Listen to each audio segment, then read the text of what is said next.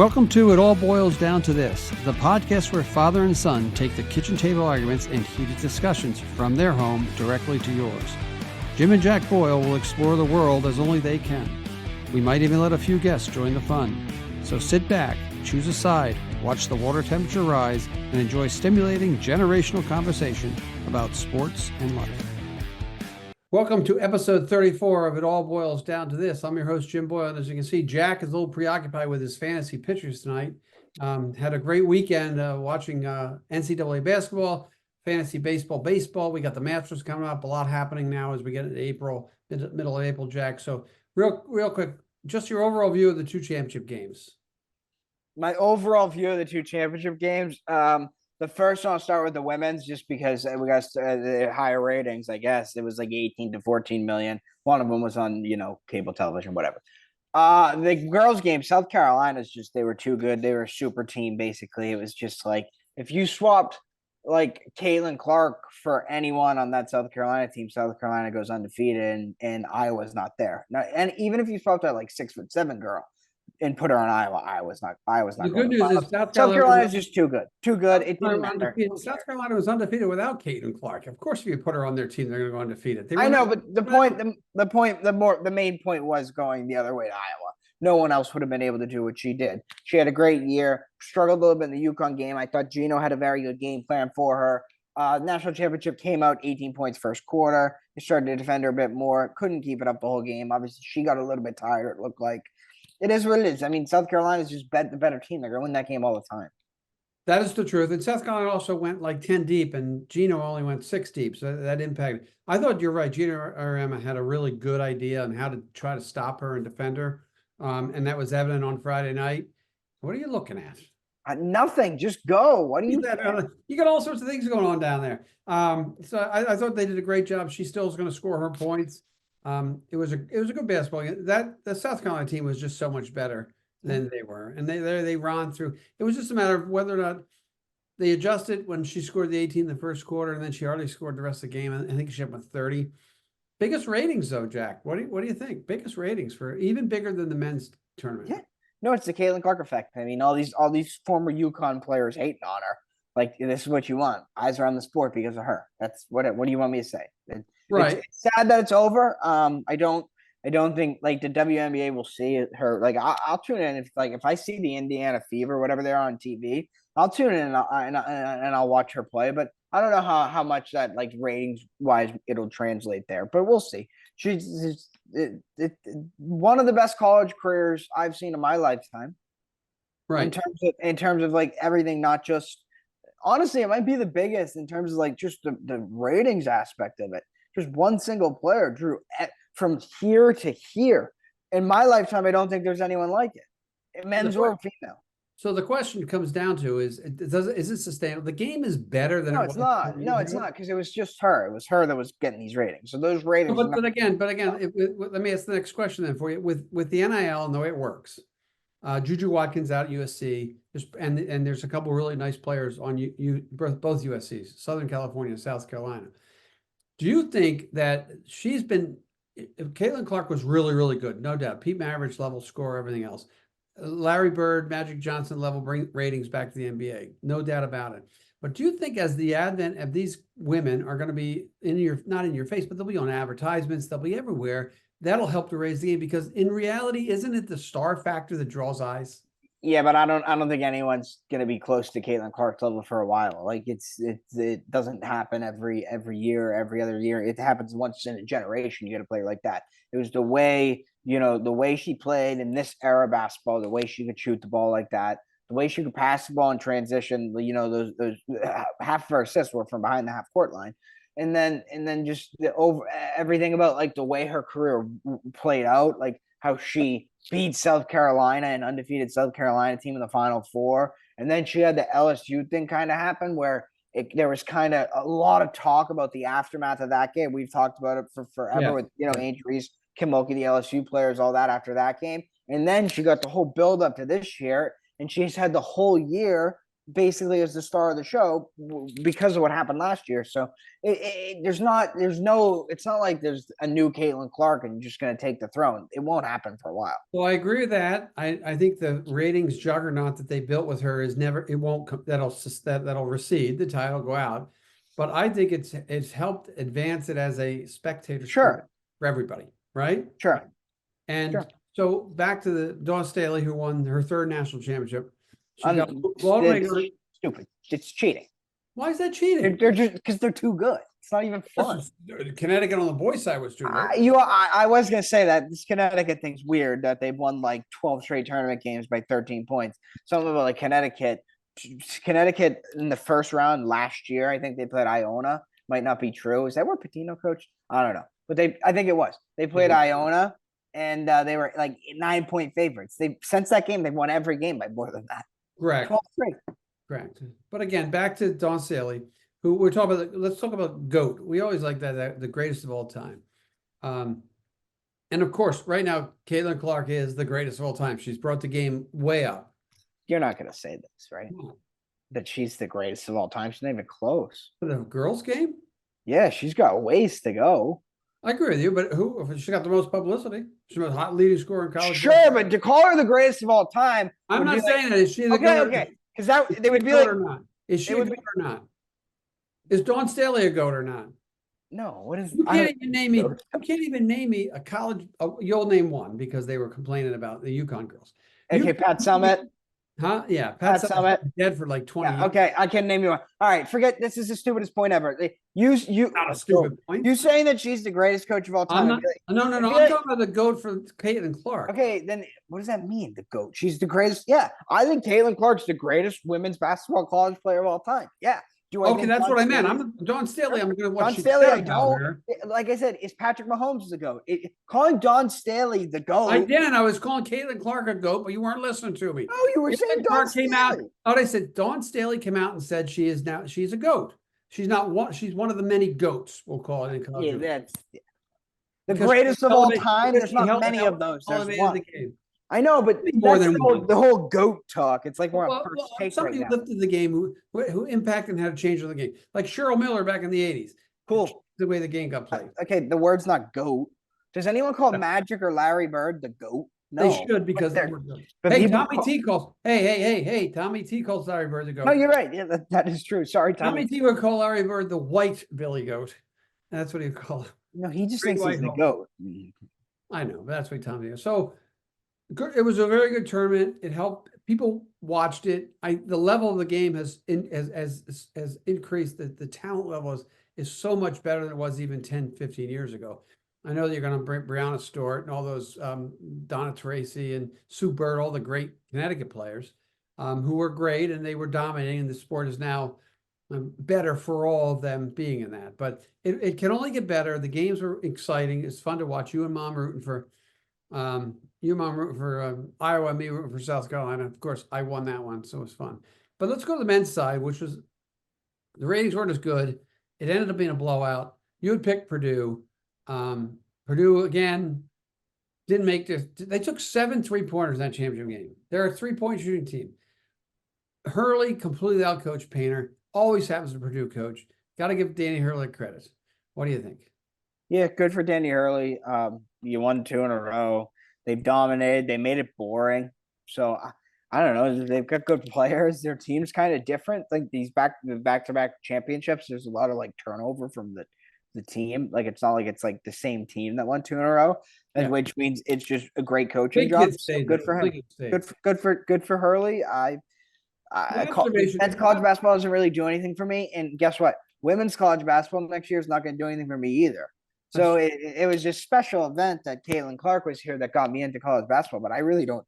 It's crazy to say. I don't care. My question on watching Connecticut play, what is and I watched Temple all year. I don't have an answer. You're going to ask me a clinical question here. No, it's not a clinical question. I watched Temple play all year. Why the hell can't our players play with the intensity on defense that they showed? That's not fair. I think Temple's players do. Well, first off, they're point shaving, so you got to factor that. They weren't point shaving. Back it off, though. Temple players did play pretty hard on defense. They couldn't make any shots. Well, no, but I'm saying Also, their biggest guy is 6'5". So all right. I also 6'5" looks like Karl Malone Jr. I also find that they were everybody that championship game was well coached. They knew where they're supposed to go. Their intensity on defense was a level above even even Purdue's. And I watched. I marvel why. And I was talking to Coach Amico at the high school. He said, "You can't teach effort and attitude. You just can't." And I thought they out efforted him, they out talented him, but they out efforted and attitude. You can't teach talent either. Huh? You can't teach talent either. Well, I agree with you, but you know, if you have marginal talent, if you put an effort and attitude in, you might win 5 games. Correct. Right? But they for the 40 minutes they went right at, they ran their game plan. And I hate Connecticut, and you know that I hate Connecticut, and I just despise everything to do with the University of Connecticut. But I have to credit the coach and the coaching staff because they executed the game. They put their game plan together, and their kids executed it to a T. Whereas Iowa looked like they didn't know what they were doing. That number 3, they're a big 3-point shooter. He couldn't play defensive lick. They took 7 3-pointers. They took 7 3-pointers. So what Hurley did was, okay, Edie score 40 points. Edie had to work hard for his 40 points.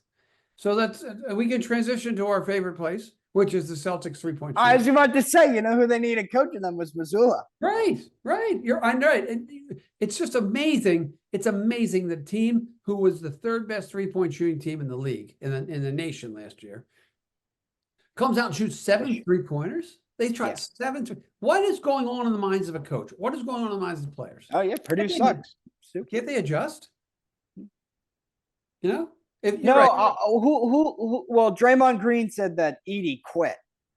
Edie quit. He scored 40 points. We can beat the crap out of him. I know. It's Draymond. Everyone hate everything Draymond does. People hate now. I love it because there was this period of time where I don't want to talk about UConn anymore. Screw you. Get good for them. You hate them. They suck. Blah, blah, blah.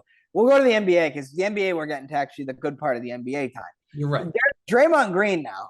There was a time in during 2020 COVID, he was at the desk with and inside the NBA, and he still does that with them. But everyone's starting to really like him. It's totally flipped where everyone hates Draymond, and that's just great because he's the most annoying person on the planet. Yes, the Celtics, yeah, Missoula 3-pointer. Did you see the Celtics? They became the first team in NBA history to have 4 different players win Player of the Week in one season. That's amazing. Just one of the stupidest stats. It's irrelevant. I know, but it means they have 4 pretty damn good players if you're winning Player of the Week in the conference. So they've done it. Look, as Celtics, they're never going to get credit in the town until they win, right? Obviously, and they don't deserve it really. But they have put on a stretch here. They're 15 games up in over Milwaukee, who they play tonight, right? Yes. There was some that I think they were their record was 34-12 or something, and now they're 61-16. So they've been on a really good past couple months. They've been on a little bit of a roll, and they just have to, again. The consistency with which they play defense is really, I think it's ticked up when they have, as they get late in the year, because a lot of the bench players play defense, right? But if they, again, back to if they're going to shoot 43s and they make 30% of them, they're beating you every day. They're just going to beat you. That's the way the NBA works. You know, because think about it. In college, it's all big guys, right? In the NBA, Embiid's coming back, right? Jokic is a big dude. Anthony Davis is a big dude. Then you got your good boy Karl-Anthony Towns. He's a big guy. Celtics have play like a big quintessential big guy by bringing Porzingis in. Even though he's not the greatest defender, he just does so many other things offensively that make them successful. So it's going to come. I think it comes down to health. I'm amazed that they're continuing to win. I mean, who made the shot? Tillman made the game-winning shot the other night. I mean, there's a whole bench. They put all bench players in against the Kings the other night, and they destroyed them. Well, no, they didn't. I think the Kings came back in that fourth quarter. Hauser was 1 for 18. But the Trailblazers. Well, yeah, it doesn't count. Yeah, but that's it. The Kings, they won on the Tillman show, but they're not playing his players in the fourth quarter. They're playing a couple minutes now here, and it's Porzingis and Horford are sitting, but Milwaukee has everyone, and they're in Milwaukee. They're 3.5-point underdogs. That's amazing. They have no size. That's the problem. Right. Who guards Giannis tonight? Cornette. Yeah, why not? Tillman will get the job. No, he will. He'll play 30 minutes and guard him. I bet she starts. So both Porzingis and Horford out. Okay. No, but again, let's a lot of things happening. I think the play-in tournament is all set except for the seedings because Atlanta, Chicago, and whoever else. So the Celtics are going to get one of those. Well, it could be UConn. You know what? It could be, and they would be a 20-point favorite over everybody but the Celtics because they have great players. Mm-hmm. And in the West is the big game tonight, LA and Golden State. I think Golden State clinched as well, so they're going to be in the play-in tournament. And LA's won a lot of games in a row, which is always a sort of a false flag for teams. Who do you like? Who do you like? Give me the 4 teams you like in the West that they could challenge. I don't know. The Nuggets, I'll go the Nuggets. I'll go I don't know. I'll go the Nuggets. Honestly, if anyone beats them, I'll be surprised. And I'll be happy. I'll be very happy as a Celtics fan.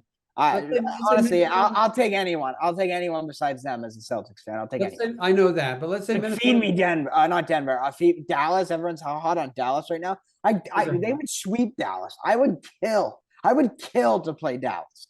Kill. I would only worry about the Clippers. The only team I'd worry about. Oh, you're right. That's another team that's all right. But they're good. If the veterans are healthy, they're good. I can't see them winning the West. I can't see the West. And the Nuggets. I think I was reading something today about the Nuggets and Timberwolves were tie, and it's important the Timberwolves win because they need home court advantage more than the Nuggets do. And I still think we're on a collision course of the Denver and Boston collision course. Yeah, that'd be cool. But again, they got to get by the Miami Heat, no matter what. Boston, I mean, the Celtics have a 1,000,000-game lead. It's like it's more from first to second than it is from second to 10th, which is the last spot. Right. And the last play-in spot only is like 6 games under 500. That makes that even crazier. Right, that does. So we think it'll be an interesting last week. Then they're going to be off like. It won't be an interesting last week. No, from the West Conference. Oh yeah, for the Celtics. No. But for the and then they're off until they're a week off. Everybody gets the week off except for the play-in teams, right? Yeah, they just wait and see because they have to wait 2 games there because they're gonna wait like 3 because they get they play the winner of the 3rd game that gets played. Correct. Okay, final question on the Celtics: if one player was going to get hurt in the top 5, which player would you think would be the least impact of him getting hurt? Oh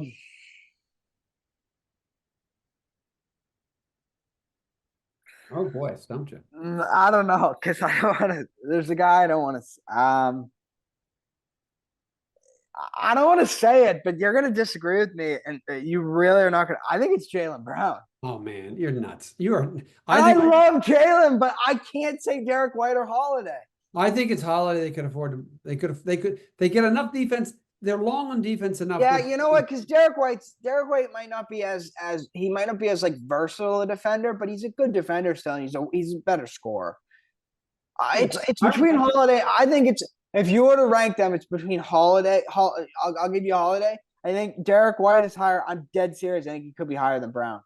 Only because he could do a little bit more defensively. And just because at the end of the day, I'm not like this is a take from 2 years ago. I understand. There is a little bit still of redundancy between him and Tatum. Still.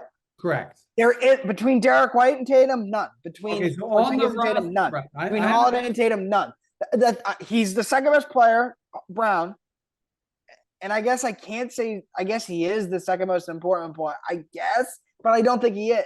I don't think he is the second most important player. I understand the point, but what I'm saying, I'll say that he has the ability by himself to win the game when Tatum has an off game. Sure. I don't think either of those 3 guys have that ability.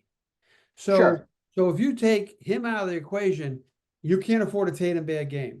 If you take Holiday out of the equation, or even White, you can afford Tatum having a bad game because you can understand that your all NBA player is going to step up. Okay, here's the thing. If they didn't have Brown, I think there's a chance they could still win the championship.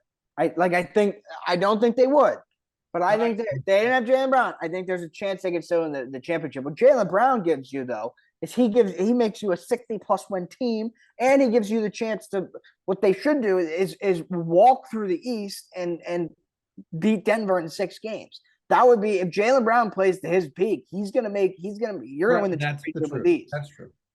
Mike, the question is, if you take Jaylen Brown out, the chance of winning the championship might go down to 45%. it'd go down further. But yeah, But if you take Holiday out, it only goes down to 65, 70%. I guess. Because But last year was only last year. I just think they'd struggle immensely without Holiday. I think yes, because he provides it's a whole different world when he's out there. He and Derek White defensively are just so locked down on guards. No doubt about it. But I think they put Jaylen Brown on some of the best players defensive, and he's done the job shutting people down. Like, let's say you're playing Milwaukee. Let's use them as an example. Somebody's got to shut down Lillard, and somebody's got to shut down Giannis, right? Giannis is Horford and whatever they decide to do. You could put Brown on and Tatum on Lillard, and you could put Tatum on Giannis. I think he would stop him. But if you take Brown out, then it's just, I don't know. It's a stupid question. They need all five of them. I know you. I just want to. But yeah, I didn't not give an answer. I gave a pretty strong answer there. Good. Now, which of the substitute fours, the next 3 or 4, you think will have the most impact on the playoffs down the stretch here on the playoffs? Which of the 4 guys coming off the bench? I don't know. I remember against Golden State actually in the finals. Pritchard came on and hit some shots. I mean, you'll say in the playoffs, I know the game slows down and all that, and defense, and they'll try and pick on Pritchard and all, but I still think his offense is such a weapon where the white guys are going to win you some games in the playoffs. They can win you if those two, if Hauser and Pritchard can hit 10 threes in 1 or 2 games, win you 2 games. Like, come on, seriously, like that's what you're going to ask for. So I still think Horford because he does so much defense. I didn't count. Yeah, obviously. He's number 6. Yeah, I didn't include him as part of the bench group. He's one of the starters, basically. Yeah, obviously Horford. How deep does Joe go in the playoffs? Does he go up down to Cornet to 8? If he needs them, it'll be about feel. I don't think so. If it's game 7 against Milwaukee, he's playing 6-7 guys. I mean, Tatum can play the whole half. Brown can play, I would imagine, pretty much the whole half.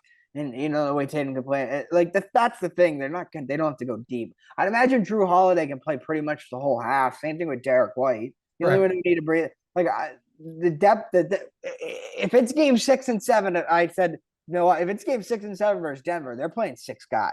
Right, and they run everybody. Tatum and Brown play the whole game. They're not in foul trouble almost. Mm-hmm. I totally agree with that. So just a neat question to ask because it's been a great unit. The starting 5 is just everybody I think can defend almost every position on the floor except for Porzingis. He can't defend that. And they pick and roll when they screen Porzingis off. He could not handle what's his name. Yeah, Murray down in Atlanta. So. Oh my God, no, forget that game. And like I said, and you said they don't get credit till they win. It's like the 2018 Red Sox. This is potentially an all-time great team. That's a good. They're potentially an all-time great team right here.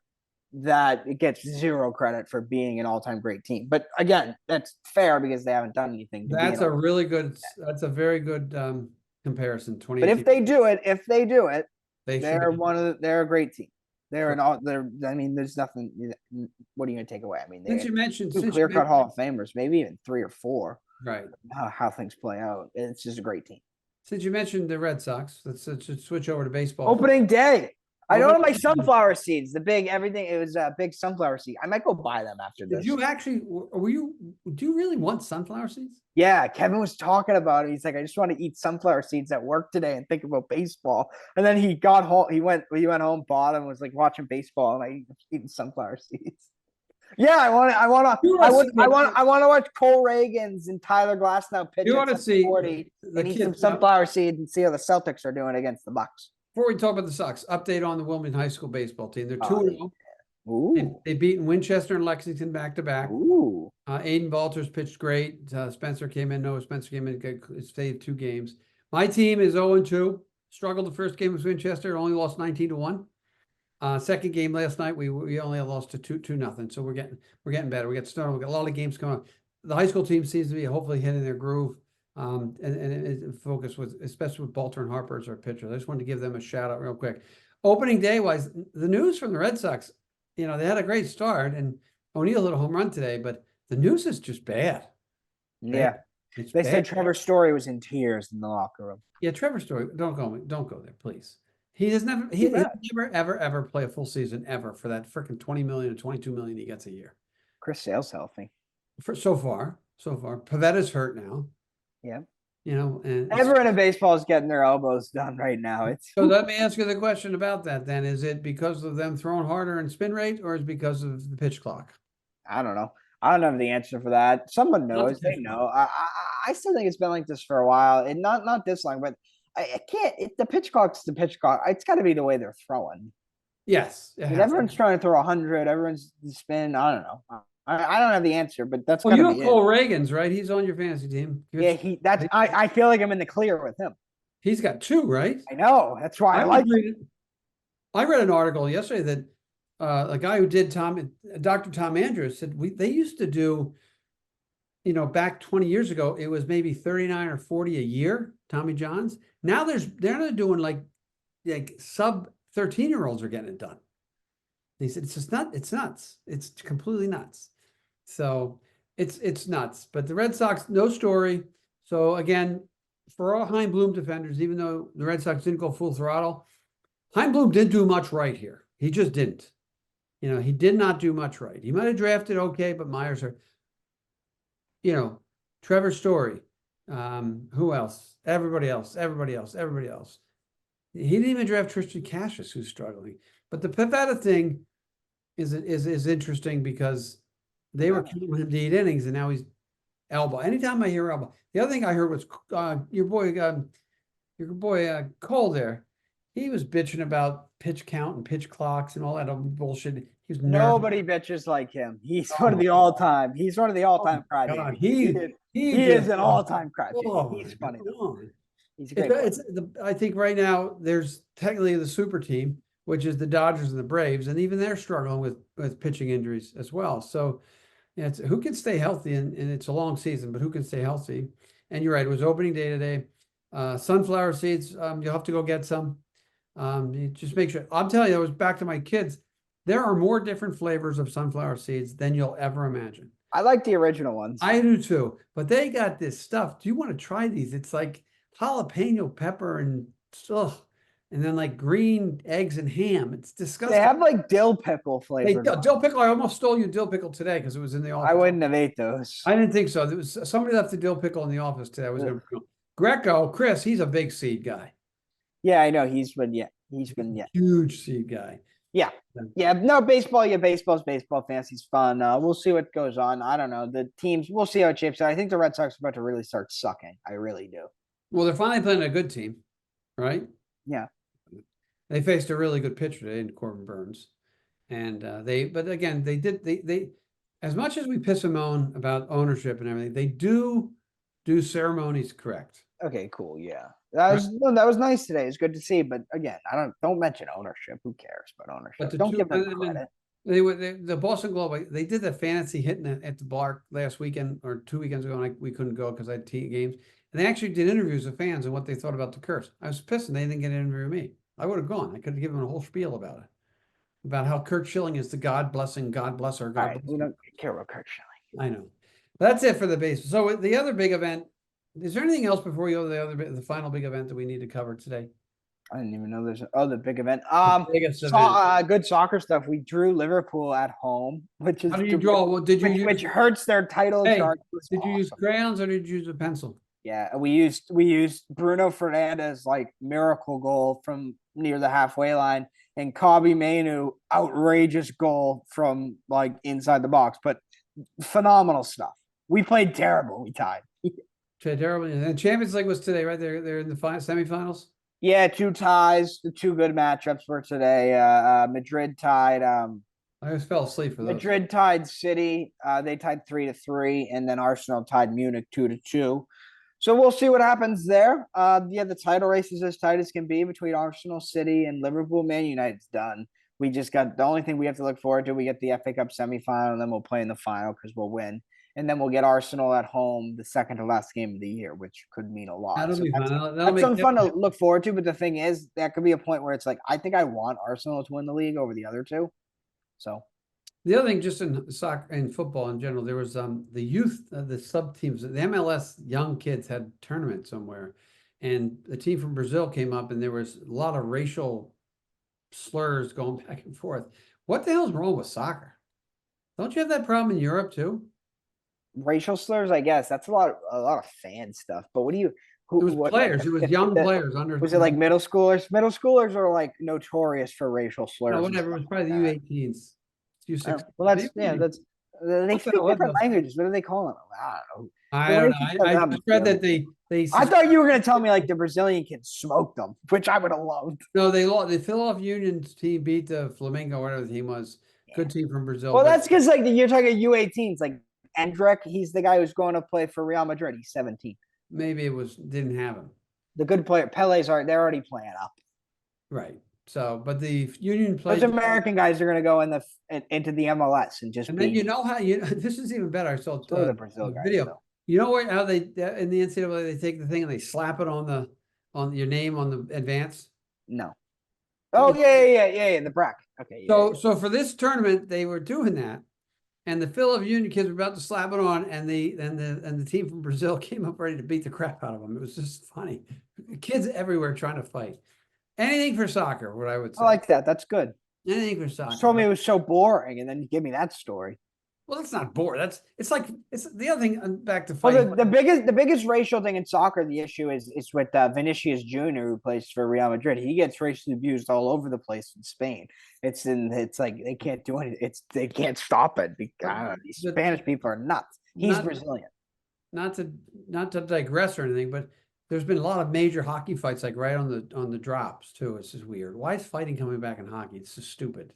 Fighting that they do that. I remember who's doing it on the Capitals that everyone hates. Tom.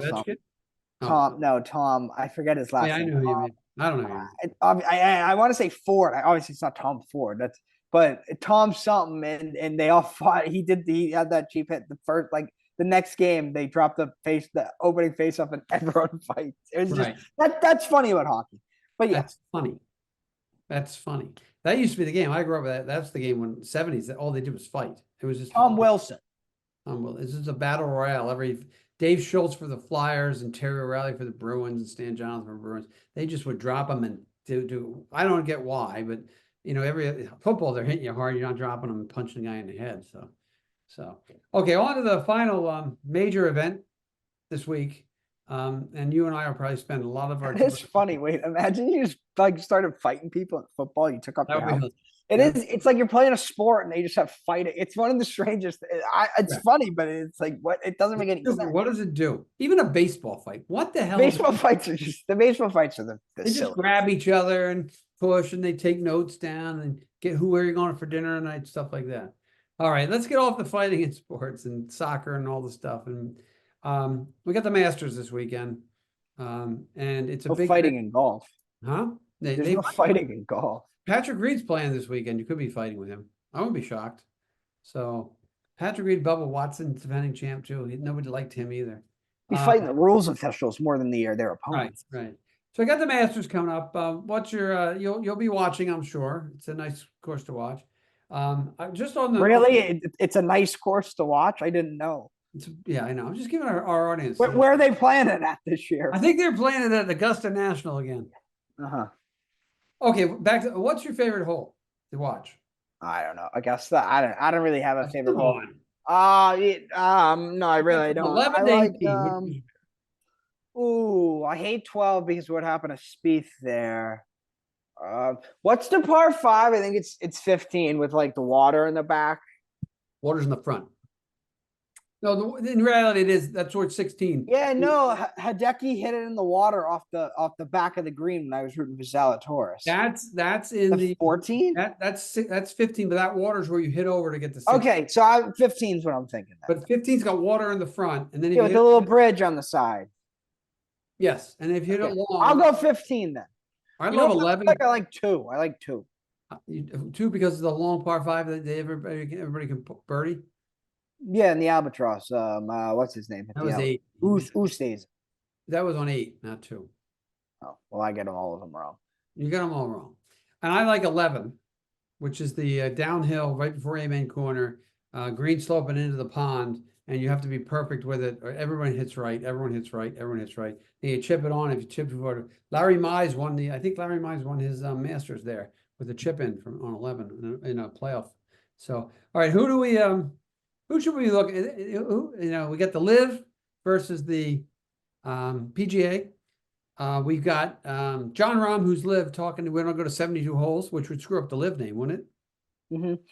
Yeah, they're having the dinner tonight. Are they there right now? Yeah, I got Did Phil go this year? Who? Did Phil go this Oh year? yeah, because Johnny Rahm's there. Definitely probably went.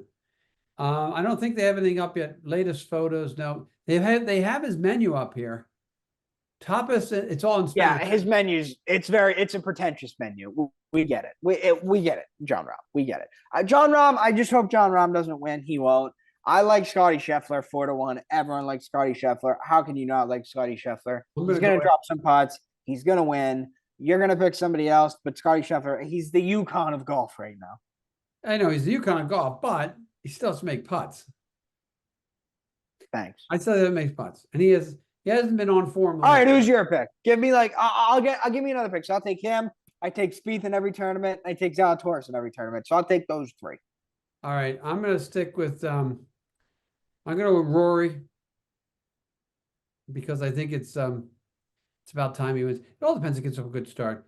And I think it's like I like to look at not a dark horse, but somebody who's not like Tom Kim, somebody like that, who's young, not well known, who comes through. It's usually somebody who's in the top at the top of the game though. And then I definitely won't go with Koepka. I definitely won't go with Patrick Reed. You made the mention of Dennis Johnson. DJ, and I would say that'd be. You don't know his first name. I called him Dennis Johnson. Dustin Johnson. I brain farted on that. I'm going to actually tell you. I'm going to look at the list right here and tell you Danny Willett will not win. Thanks. Well, you don't have to go through the list. All right. Dustin Johnson was like my little. He's not really a sleeper because he's got the course record. But course record. I kind of feel like like I said, him as like the story. His story would be like. It's the worst storyline, him winning, because he's a Live guy, but he doesn't really care about Live. It wouldn't be that like dramatic. Nobody really is thinking about DJ right now. He's just his laid back guy. So it'd be the worst story. It'd be like the least entertaining storyline. Okay, the next guy I'll ask you about DeChambeau.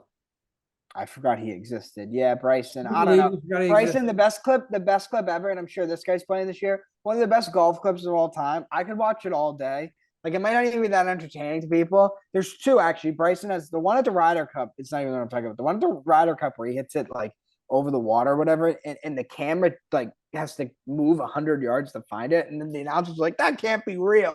One of the best golf videos ever. The one I'm talking about, though, it also involves Bryson hitting bombs. It's a video of them he's on the driving range at Augusta. And DJ Sin's just standing there with his driver in his hand, looking at him like a 10-year-old kid, seeing his like hero, just with like a smile on his face. And you could just keep seeing his head move, watching all the bombs. And Bryson's, that like violent, like super hard swing. He just keeps doing it. And you can just see VJ keeps looking. It's one of the best things ever. So that's all I remember about Bryson. I forgot he existed. I think he changed his swing. He's not hitting the bombs like he used to. He's changed a little bit because he's thinned up a little bit.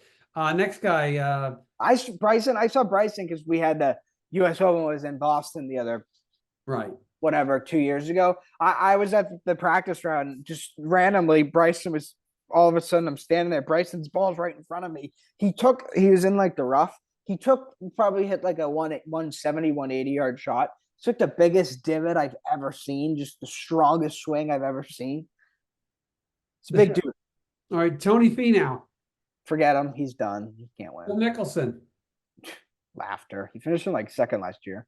But yeah, I know. Tied for. He was a backdoor. He's the classic Rory backdoor 65 second. Patrick Cantley, your favorite player. Phil probably bet on Scheffler. Cantley, nah. Ricky Fowler. Nope. Not even close. Poor J. Trev. Hideki. I don't know. I'm going to say no to all these guys. So no. How about Justin Thomas? No. I don't think I'll ever win. Just broke up with his caddy, all this stuff. Oh my God. He's not going to win. How about this guy, Matt Fitzpatrick? He could win. Champion. That's like a guy who I would not be stunned if I saw him wearing the green jacket. Here's one I forgot about is Xander Schauffele. He's been top five a lot of the tournaments. He'll never win. He just got that feel to him. Your favorite player of all time? Wyndham Clark? I guess he could win. That's a good pairing. Wyndham Clark, Victor Hovland, Cam Smith. Cam Smith will win. Like I said, if you're actively rooting for him on Sunday, you're a loser. Loser. Cam Smith? No. Well, yeah, him too. But any live guy, you're a loser. Victor Hovland. I'd root for Victor. Hovland's been horrible, I heard. So he's been terrible this year, right? All right. And then the one guy that everyone cares about, Tiger Woods. Tiger, if he makes the cut, will be successful because it'll be 25th straight cut he made, which will tie the record, will break the record because he had 24, like Fred Couples, a couple other people. I love Tiger Tuesdays. You know it's Tuesday the Master when what, Jack? Well, I said, like Monday or Tuesday, Masters week, every single year. Like every single time he does play, it's like, well, Tiger's not here just to play. Tiger's here to win. Tiger feels like he's got one more. And then it's always like clockwork. Look it up. It'll be a Fred Couples quote from out in the course. Tiger's striking the ball amazingly. I played 9 with him. He didn't miss a shot. He could win this thing. Tiger Woods, let me tell you right now, is not winning this. It could be 1,000,000 to 1. You could bet. I wouldn't tell you to bet a penny on that. That'd be a waste of a penny. It'd be a waste of a penny. I gotta remember. He is not. He's not winning. I don't think he's odds. The bet here is: will we see Tiger wear red this week? He might make the cut. He's not wearing red. He is not making it to Sunday physically. I would say I'll go yes. We see him wear red. That's the bet. No, the bet prop would be Tiger to make the cut, but to not play on Sunday. That's the bet. That's a good bet. I'll take it. He'll drop out on Saturday when he. I would say make the cut, and it depends on. He'll shoot like a 42 on the front 9 on Saturday and then leave. That's what he does all the time. He definitely did that last year. All the time. A couple of years ago, he hit like a 10 on number 12 and come back and finished with 7 straight birdies. Don't give me that shit. You don't even know. That's a lie. What, a couple of years ago? When 2001? No, right before he won the championship. Again, he did win. Hey, he's fun to have. Or you got to have him in the game. Yeah, it's great. It's better when he's there than when he's not. Look a little old. He doesn't. I feel like he hasn't got as much like attention as he normally does, though. There's almost more attention. I'm not going to lie to you right now, and this is the first time I've ever felt this way going into a major tournament that Tiger plays in. I think there's more attention right now on Jon Rahm than there is on Tiger. Jon Rahm, I think, is the star of this Masters because he just had the live move. He's the defending champion. Yep. He's made a lot of comments recently about pretty much showing that he regrets leaving without saying it. He's been a baby about the whole thing. He's the one where all the attention's on him. I think he's getting more attention this week than Tiger is. There's probably 15 golfers getting more attention than Tiger. Tiger came under the radar. Tiger was. I would agree. He has come on under the radar. So you know what? It's great. I don't think anyone takes him seriously anymore. No. Like no one's really like the 2019 things rubbed off where no one's actually like Tiger's here to win. But again on Tuesday, all of a sudden here's Tiger who's going to win. It's just funny that you say that in that Mickelson finished second. The course plays the wasn't close. I know it wasn't close. The course plays the guy like Mickelson's game a little bit. Tiger's problem is he can't walk the course. Tiger's problem is not his golf. It's probably he can't walk the course. I mean, you can't walk the course, you can't play. They've offered him a cart, and he's refused. If you take you can't take a cart. No, you can't take. But you know what? If it's if it's a 54 after the 54-hole lead, it'll be one of the live guys, and they'll choke in the end like Koepka did last year because they don't know how to play 72 holes. Yeah, all right. I really think there's one of the guys, Victor Hovland types, not Cantley, but Hovland, Finau, Thigala, Will Zoltan. I just want Scheffler to win. Nah, I don't want Scheffler. I like golf. I like somebody. I know. I like somebody. Scheffler's made like 20 cuts in a row. He doesn't make the cut. I like somebody dominating golf, and if Scheffler can win this Masters here, he's really been dominating golf. And if you think about him winning this Masters, the story of him going next is PGA, right? The story of him going to that PGA championship's we're talking about Jon Rahm getting attention now. If he's got the Masters and he's in the form he's been playing in, him going to that PGA, people are be talking Grand Slam already. Going to just the like PGA, though, no matter the talk about going to the PGA will be about Koepka, because Koepka's won the PGA and the US Open. no, Those are it two won't be terms. about Scheffler having already won major this year, All right. playing the best golf we've seen since probably Tiger Woods. Well, you don't remember. Rory had a great 4-year stretch. Spieth had a great 3-year stretch. Again, I don't think they were ever this Koepka good. won back to back to back Yeah, to back. they did win. Koepka won. I agree, but Koepka didn't play as good golf consistently like Scheffler. Whatever. No, I agree with you on that. I gotta go watch bait. I gotta go get sunflower. Good golf talk today, Jack. We'll see you next week when we come back. How your prediction may. If Tiger does win, if Tiger does win, can I play that clip? No, if Tiger wins, I'm never doing this podcast again. This is the No, line. I don't say that. Okay, well, you think if Tiger wins, I'm playing. Oh, here we go. This will be fun. For all our listeners out there, here comes Jack's if Tiger wins bet. I don't know. I can't think of something like golf wise to punish myself. If Tiger, listen, the odds of Tiger winning are slim and none, and Slim has probably left the building, so it's probably a moot point. The odds of Tiger playing on Sunday, I think, are better than you give him. It's just his tournament, it's his course.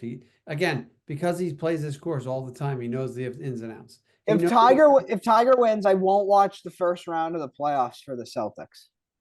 There you go. Jack said it. This is the first round. Episode 34. If it all boils down to this, Jack will not watch the first round of the playoffs if Tiger Woods wins.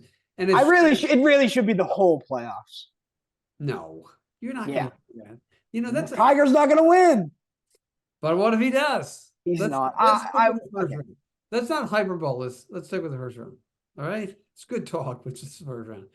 Anything else you want to say to our fans out there? I will watch the Red Sox. That's what I'll do. Yeah, that's a tough one. You're going Friday night, right? I think. Yeah, I got to figure that out. Go get me. It's gonna rain. Get me a bottle. I gotta go to Watertown for baseball Friday. It's gonna rain. All right. Yeah, let's end the show. All right, so for Jack Boyle, for episode 34 of It All Boils Down to This, Jack Boyle, thanks a lot, Jack. We'll be back next week, and this is Jim Boyle, and we'll see you on down the road. We'll have a mock draft from Jay Treb next week. Okay, Jack always screws my ending up. So, yes, we'll have a mock draft from him, and we'll see you on down the road.